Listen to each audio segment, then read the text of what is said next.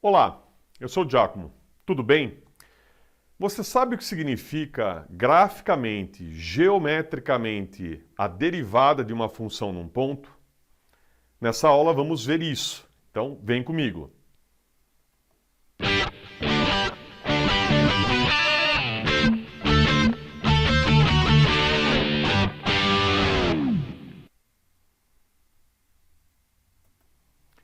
Vamos lá.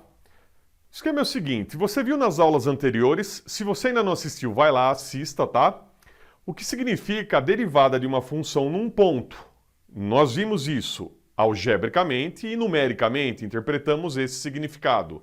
E quando nós fizemos isso, nós fizemos o quê? Primeiro nós analisamos o que é taxa de variação média, depois taxa de variação instantânea e a derivada, que usa esses conceitos, ok? Então aqui, para entender graficamente o que significa a derivada de uma função, primeiro nós temos que analisar o que significa geometricamente taxa de variação média. E é o que nós vamos fazer agora. Então, direto, ó, a taxa de variação média de uma função significa ou está associada à inclinação da reta secante. Isso mesmo, inclinação da reta secante.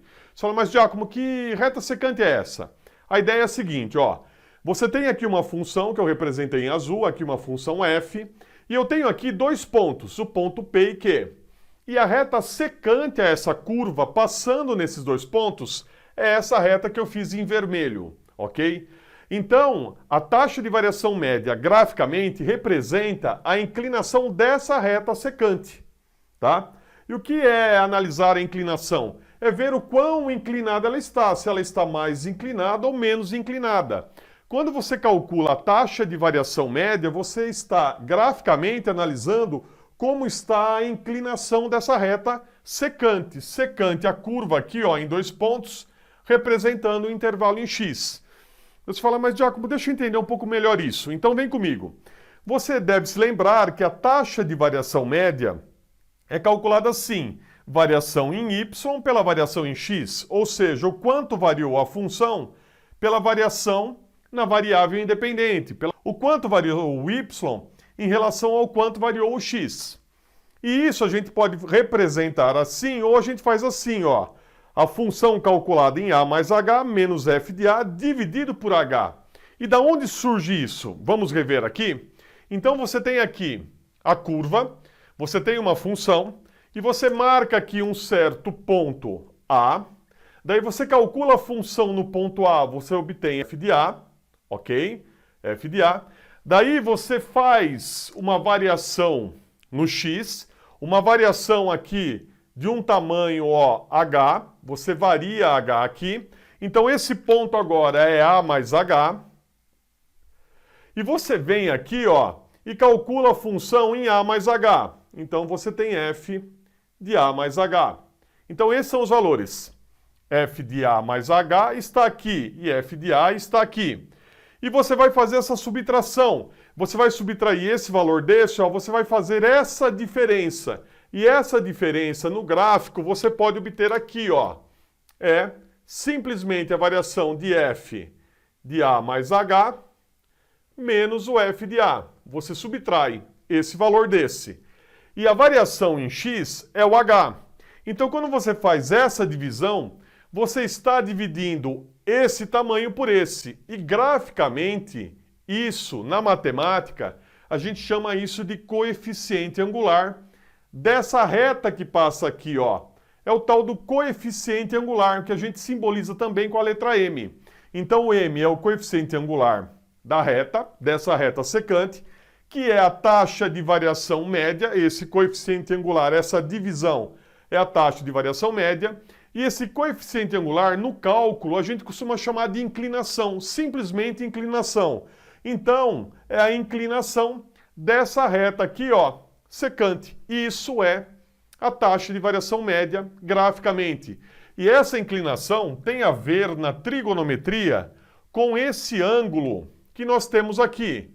Nós vamos explorar essa ideia depois, mas tem a ver com esse ângulo. Então eu tenho aqui, ó, um cateto oposto a esse ângulo, e aqui eu tenho um cateto adjacente. Então olha lá, uma pitadinha do que vem pela frente, você fala, ah, Giacomo, então é a tangente, né? a tangente desse ângulo. Isso mesmo. Então, o coeficiente angular tem a ver com essa tangente, é a tangente do ângulo dessa reta secante, né? E ela representa, então, ela está associada ao quanto essa reta secante está inclinada nesse intervalo. Fechou a ideia? E você se lembra também, para amarrar ainda mais aqui, que nós fizemos um exemplo onde nós tínhamos uma função da posição de um móvel no decorrer do tempo, que era dada assim, t ao quadrado, e nas aulas anteriores nós vimos, né, você me ajudou a calcular lá, quanto valia a taxa de variação média dessa função das posições do móvel no decorrer do tempo, no intervalo que ia de 4 segundos até 5 segundos. E nós vimos o seguinte, com 4 segundos, aplicando a função 4 ao quadrado, vai dar 16. Com 5 segundos, ó, aplicando a função aqui, nós temos 5 ao quadrado, 25.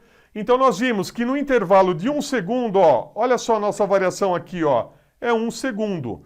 No intervalo de 1 segundo, na variação do tempo em 1 segundo, nós temos a variação das posições em 9 metros, né? Ó, 25 menos 16, 9 metros nesse caso.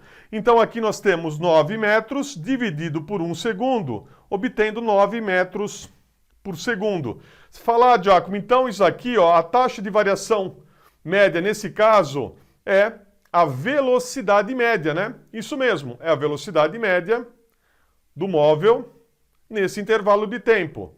A velocidade escalar média, né? Os físicos gostam de dizer velocidade escalar média. Então é esse 9. E o que esse 9 representa? Ele representa aqui pra gente a inclinação dessa reta secante. Tá vendo? O quão inclinada está essa reta. Então tem uma inclinação aqui no cálculo, a gente diz que a inclinação, ó, é de 9 metros por segundo. Então guarda isso, taxa de variação média é a inclinação da reta secante. E você fala, mas Giacomo, e a derivada? É o que você vai ver no próximo vídeo, então vem comigo. E aí, essa aula te ajudou? Compartilhe! E no site tem bastante conteúdo extra. Um grande abraço e até a próxima!